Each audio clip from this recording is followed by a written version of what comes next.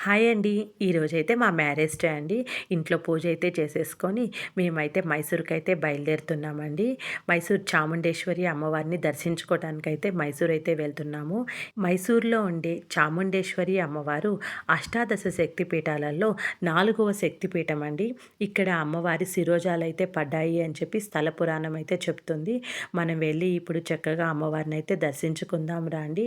ఎళ్ళేటప్పుడే మనకు ఇక్కడ దారిలో చూడండి చక్కగా అమ్మవారి దర్శనానికి వెళ్ళేటప్పుడు ఇక్కడ అన్నీ అయితే ఇక్కడ అమ్ముతూ ఉంటారు అండి.